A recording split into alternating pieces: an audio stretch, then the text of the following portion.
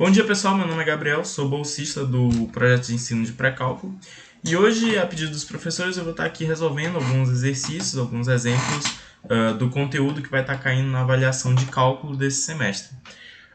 Começando por integrais, esses exercícios aqui que eu separei.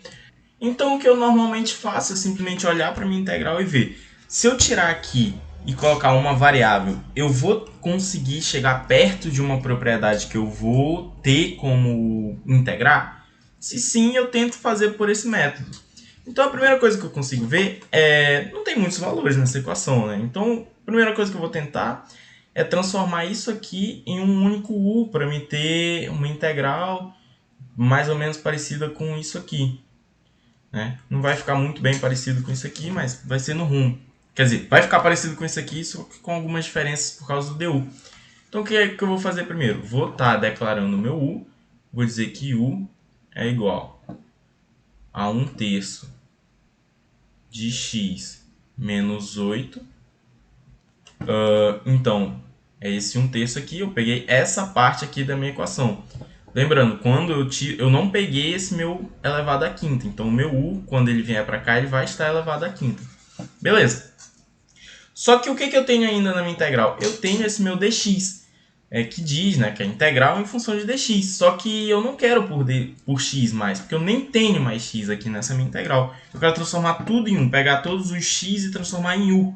Então, o que eu vou fazer? Eu vou estar derivando esse meu du. Du é uma função em função de x, então eu vou ter que a derivada de u por x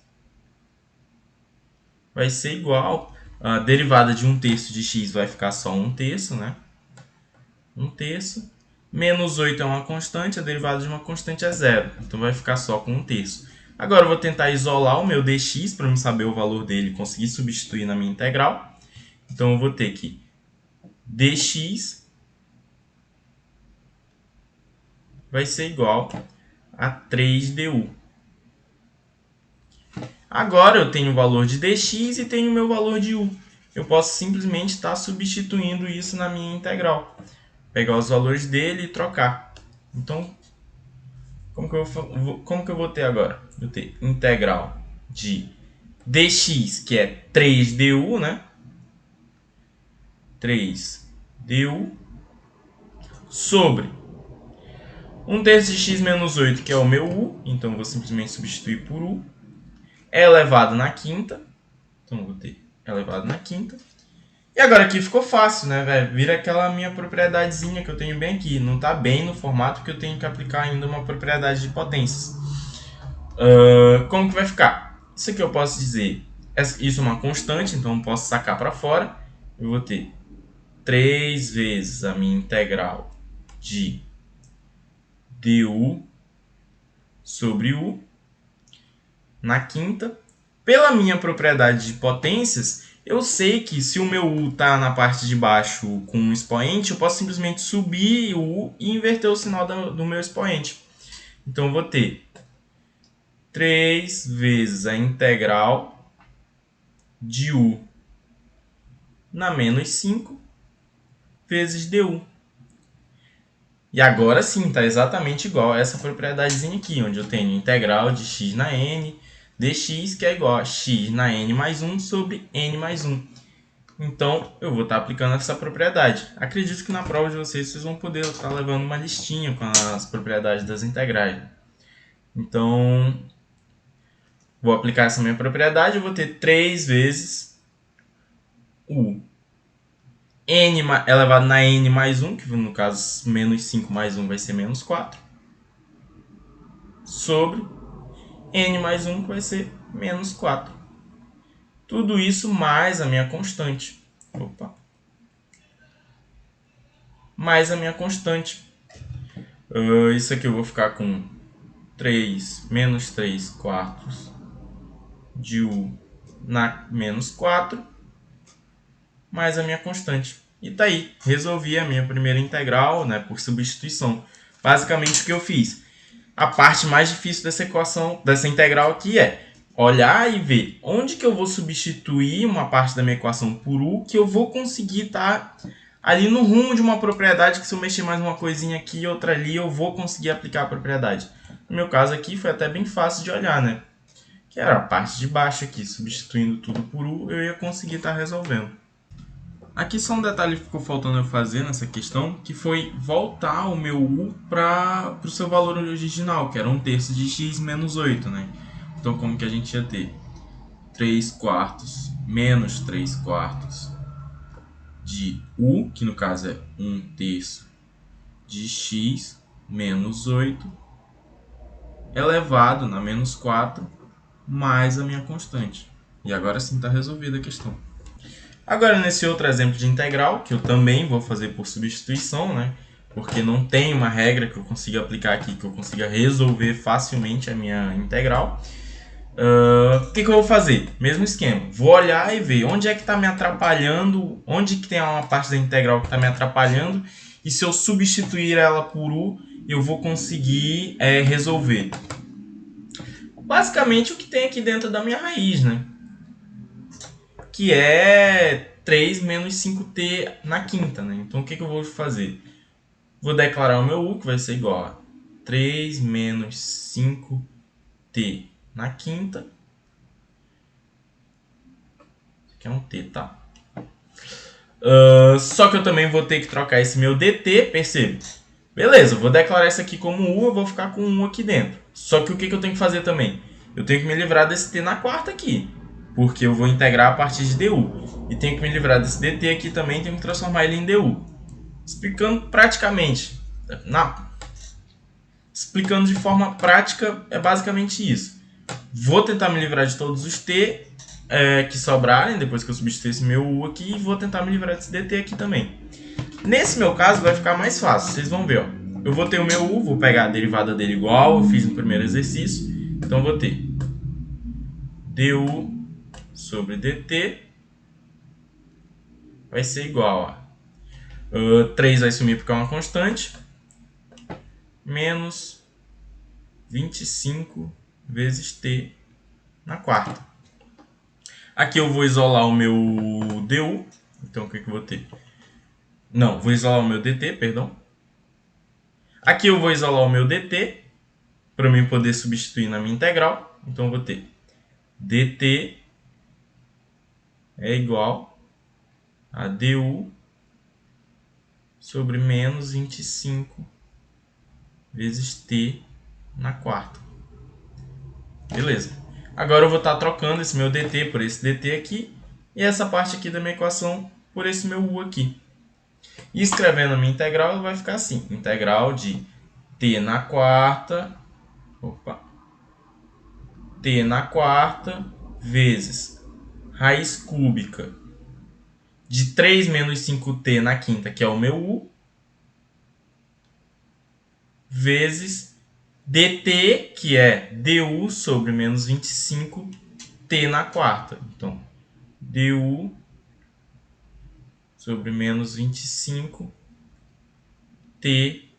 na quarta. Aqui eu posso simplesmente, né, que eu ainda tenho um problema aqui, que é esse meu t na quarta aqui, que eu não vou conseguir integrar com ele a partir de du com um t na quarta. Só que aqui para mim ficou fácil, porque quando eu trouxe meu du, veio um t na quarta para mim também, no denominador. Então eu posso simplesmente cortar esse meu t na quarta com esse meu t na quarta aqui. Então eu vou ter integral de raiz de u, raiz cúbica de u, vezes du sobre menos 25. E tá aí, agora é só eu integrar.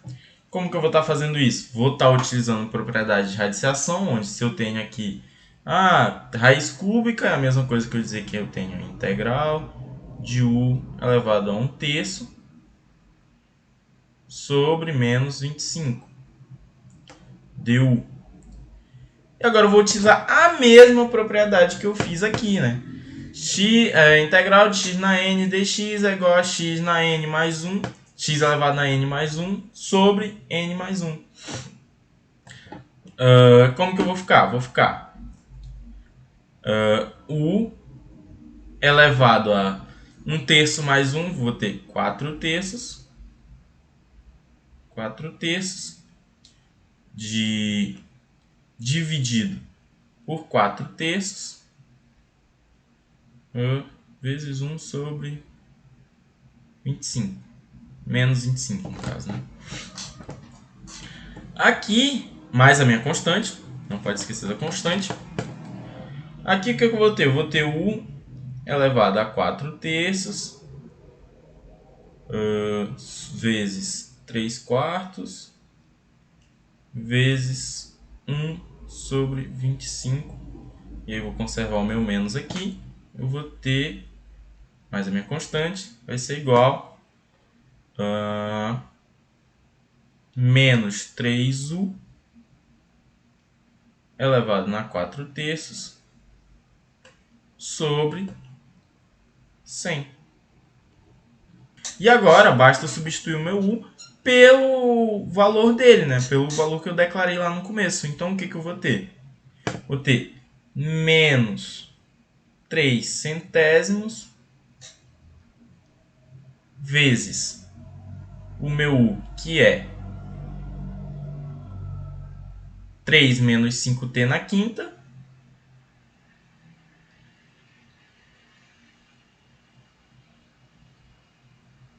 elevado a 4 terços.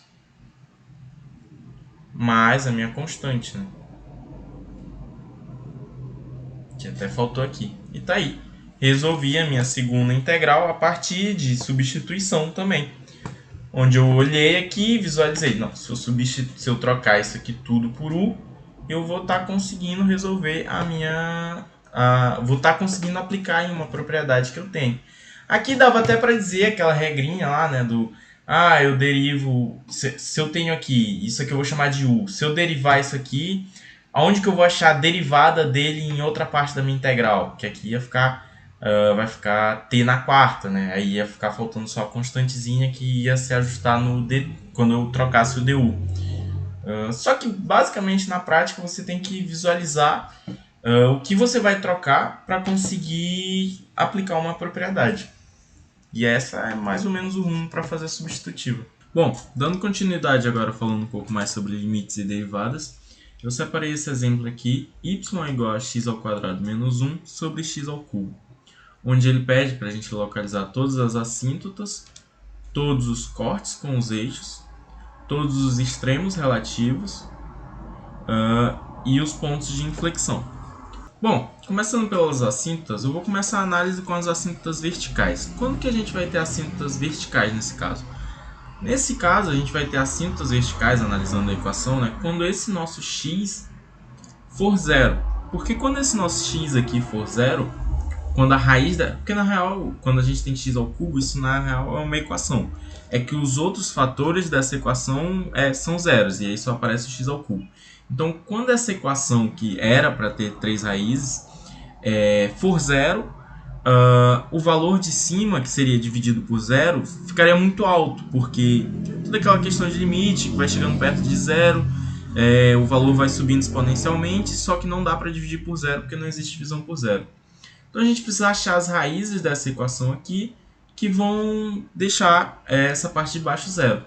Como no caso a gente só tem x ao cubo, e eu quero descobrir as raízes que me dão x ao cubo igual a zero, no caso só vou ter uma raiz e as outras duas vão ser iguais, né? Vai ser zero. Esse meu x vai zerar quando for zero. Então, uma das assíntotas é quando o meu x for zero, que vai ser uma assíntota vertical. Agora, possíveis assíntotas horizontais. Para a gente poder calcular as assíntotas horizontais, eu vou estar calculando um limite aqui, um limite de x tendendo ao infinito, ao mais infinito e ao menos infinito. Assim eu vou poder saber como que vai, em qual ponto de y vai parar, se tiver uma assíntota horizontal, o meu y. Então vamos lá.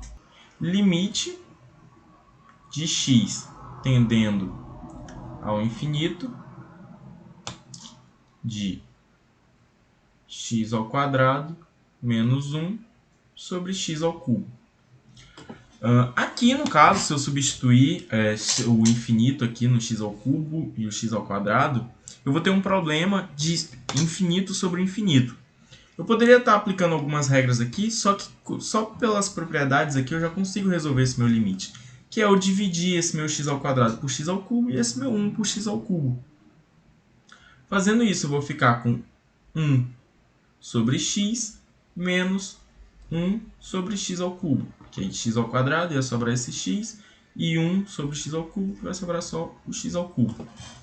Agora sim, eu não tenho mais problema de infinito sobre infinito. Então eu posso simplesmente dizer que, substituindo esses meus x por infinito, eu ia ter 1 sobre infinito menos 1 sobre infinito ao cubo, que um número dividido por infinito é zero. Então eu posso deduzir que o meu limite de x tendendo para o infinito é zero. E a mesma coisa se eu fizer para o outro lado, de x tendendo para o menos infinito, eu vou substituir aqui 1 sobre menos infinito, menos 1 sobre menos infinito ao quadrado, vai ter um número sendo dividido por infinito, né? 1 sendo dividido por infinito, que vai ser zero, né? Um número muito pequeno sendo dividido por um número muito grande vai estar tendendo a zero, né? Então o limite de x tendendo para o infinito é zero, e o limite de x tendendo para o menos infinito também é zero. Então concluímos que temos duas assíntotas horizontais, uma quando x tende para o infinito e uma quando x tende para o menos infinito. E temos uma assíntota vertical, que é quando o nosso x é zero, que aí esse nosso polinômio vai estar sendo dividido por zero e vai tender para o infinito. Então, resolvemos a primeira parte da questão. Agora, indo para os cortes com os eixos, quando que a gente vai ter corte com o eixo? Quando essa nossa equaçãozinha aqui, essa nossa função de x, for igual a zero. E quando que essa nossa função vai ser igual a zero? Quando essa partezinha aqui for zero, que aí vou ter zero sendo dividido pelo nosso x ao cubo. Agora, essas duas assíntotas horizontais que eu tenho, elas tendem a zero, tá, gente? Elas não são zero, então elas não vão encostar no nosso eixo x. Então, calculando aqui, quando essa nossa equaçãozinha aqui vai ser igual a zero, a gente vai ter x ao quadrado menos 1 sobre x ao cubo igual a zero. Se eu passar esse x ao cubo para lá, vai ser vezes zero. Então, eu vou ter x ao quadrado menos 1 igual a zero. Então, logo, x ao quadrado é igual a 1. Passo o quadrado para o outro lado.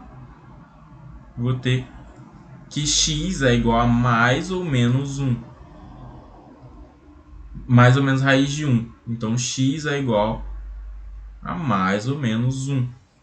Então, temos que a nossa função, que é quadrática, né, vai ter duas raízes, que é quando x é igual a 1 e quando x é igual a menos 1. Agora, para a gente descobrir os extremos relativos, a gente vai estar precisando calcular a derivada dessa nossa função que a gente tem. Por quê? Porque a derivada, se vocês bem lembram, é a taxa de variação. Então, o que a gente tem? Quando o extremo relativo é ou ele é máximo ou ele é mínimo. E quando ele é máximo, a taxa de variação dele é zero. Quando ele é mínimo também, a taxa de variação dele é zero.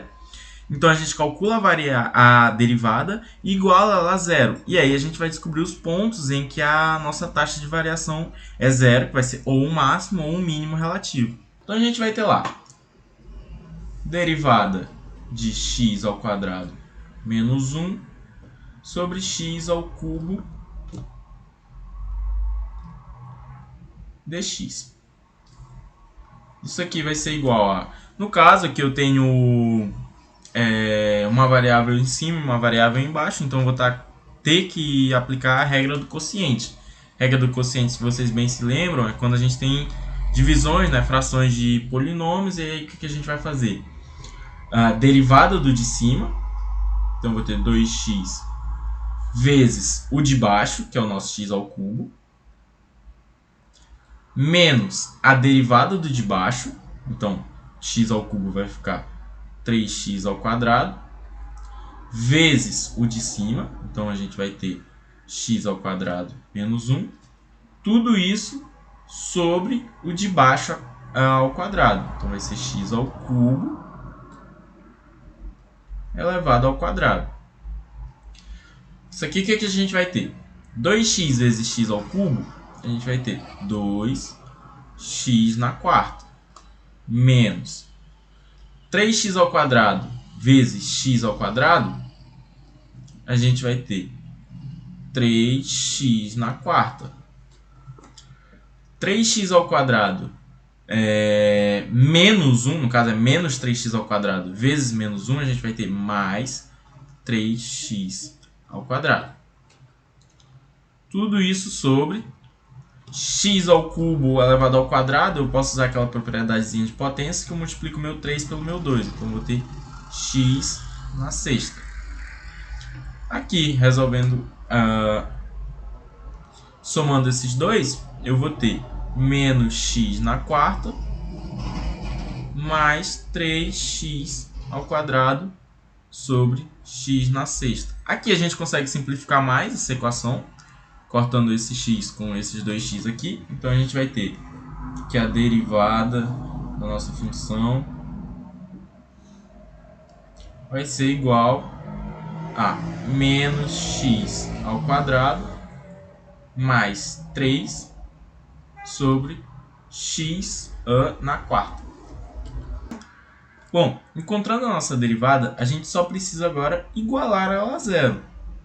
Igualando ela a zero, a gente pode passar esse x à quarta para o outro lado. A gente vai ficar com menos x ao quadrado mais 3 igual a zero, porque x na quarta vezes zero é zero. Passando meu menos x ao quadrado para o outro lado, eu vou ficar com x ao quadrado igual a 3. Passando a minha raiz para o outro lado, eu vou ficar com x igual a mais ou menos raiz de 3.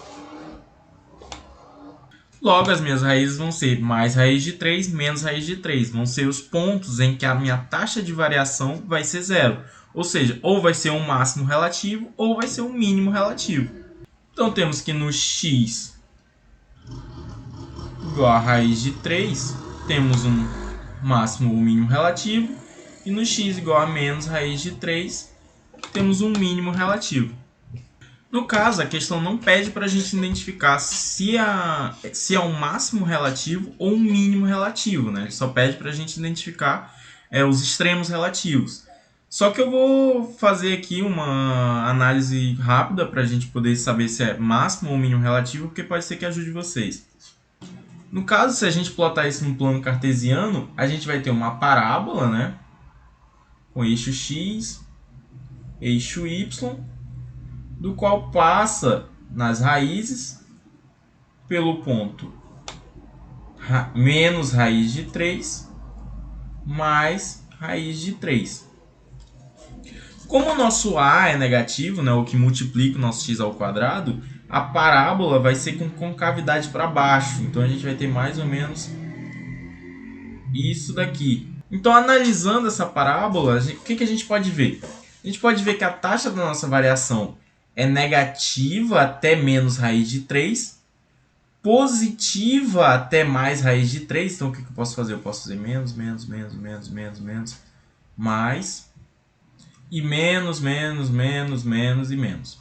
Então, o que isso quer me dizer? Isso é um gráfico da minha taxa de variação. Então, por exemplo, nesse meu outro plano cartesiano aqui, digamos que esse eu vou plotar a minha função original que eu tinha aqui.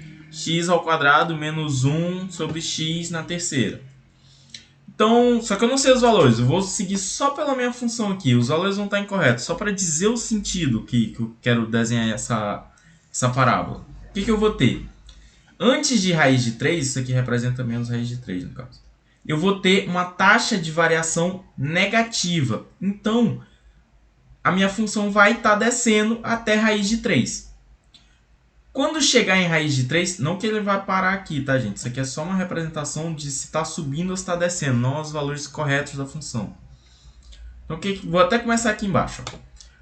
Está descendo, porque a minha taxa de variação é negativa até raiz de 3. Então, descendo. Chegou em raiz de 3, a minha taxa de variação vai começar a ser positiva. Então, vai subir. Vai subir até raiz de 3. Quando chegar em raiz de 3, a minha taxa de variação volta a ser negativa. Então, a minha função vai começar a descer. Então, o que isso me diz? Me diz que em menos 3, eu tenho um extremo mínimo. E em raiz de 3, eu tenho um extremo máximo. A função não está com os valores corretos porque eu não calculei. Mas aqui, só olhando pela minha taxa de variação, eu consigo dizer se é um máximo relativo ou um mínimo relativo. Então, em menos raiz de 3 vai ser um mínimo.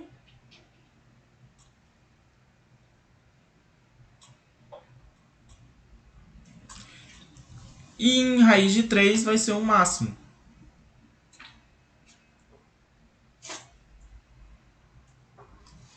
E aí resolvemos outra parte da questão, dos extremos relativos. Basta agora achar os pontos de inflexão. Agora basta a gente calcular os pontos de inflexão, né? E para calcular os pontos de inflexão, a gente vai ter que pegar a equação que a gente já tinha derivado e derivar ela novamente e fazer aquele mesmo processo. Só que agora a gente vai estar fazendo para menos x ao quadrado mais 3 sobre x à quarta, que é a derivada daquela primeira função que a gente tinha. Aplicando a regra do quociente de novo, o que a gente vai ter? Derivada do de cima, que vai ser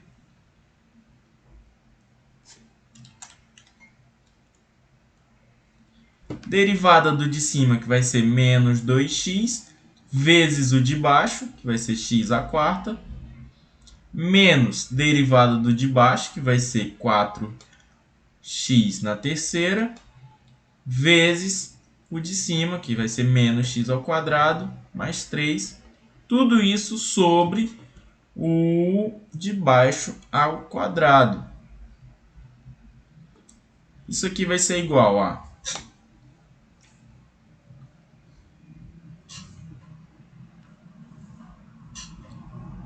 menos 2x na quinta, menos 4, mais no caso, né, porque menos vezes menos vai ficar mais 4x na quinta, menos 12x na terceira. Tudo isso sobre x na oitava. Calculando essa brincadeira aqui, a gente vai ter derivada da nossa função vai ser igual a menos 2x na quinta mais 4x na quinta vai ser 2x na quinta, menos 12x ao cubo. Tudo isso sobre x na oitava, que vai ser igual a 2x na segunda menos 12x, não, menos 12 no caso, sobre x na quinta, né? Cortei aqui com aqui com aqui.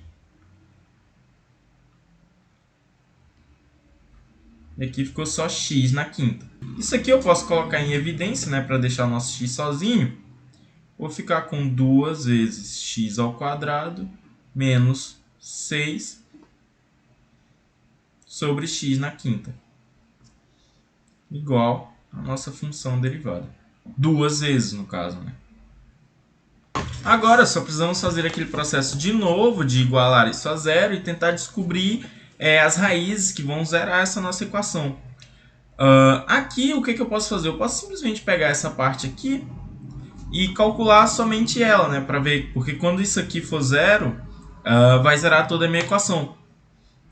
Então, o que eu vou ter? X ao quadrado menos 6 igual a zero. X ao quadrado igual a 6.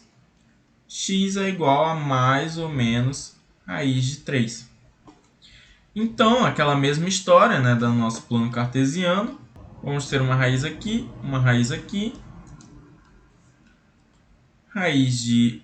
Eu coloquei 3 aqui, perdão, gente, é 6, viu? Raiz de 6. Raiz de 6 mais raiz de 6. Concavidade, no caso, o nosso x é positivo, então a nossa concavidade vai ser assim. E nesses dois pontos, temos pontos de inflexão. Então, quando x igual a raiz de 6 e quando x igual a menos raiz de 6, temos pontos de inflexão. Aqui no GeoGebra, se a gente plotar a função inicial que a gente tinha, né, x² menos 1 sobre x ao cubo, a gente pode confirmar os valores que a gente encontrou. Então, olhando de longe aqui, a gente pode ver que temos a nossa assíntota em 0, que tínhamos calculado. Quando x fosse igual a 0, teríamos uma assíntota vertical, tanto pelo lado positivo quanto pelo lado negativo. Quando o nosso x tende para o infinito, o nosso y tende a 0, tanto pelo mais infinito quanto pelo menos infinito, como tínhamos calculado. O nosso x, a nossa reta toca o eixo x em menos 1 e em mais 1, como tínhamos calculado. Temos um ponto de extremo relativo aqui, onde seria a raiz de 3, como eu tinha calculado. E a gente pode ver que a análise rápida que eu fiz lá estava correta, de máximo e mínimo, porque quando o x é menos 3, pode ver que é uma concavidade virada para cima, e o mínimo seria o mínimo relativo aqui, no caso, né? E no mais raiz de 3, a mesma coisa. Um extremo relativo, né? Um máximo relativo, no caso. Esse seria o mínimo, esse aqui seria o máximo relativo. E por fim, temos os nossos pontos de inflexão em raiz de 6 e menos raiz de 6, né? E era isso o vídeo, esses 3 exemplinhos que eu tinha separado para vocês, de integrais com substituição. E esse de esboçar o gráfico, mais ou menos, né? Com limites, assíntotas e extremos relativos. Espero que eu tenha ajudado vocês de alguma forma e boa sorte aí.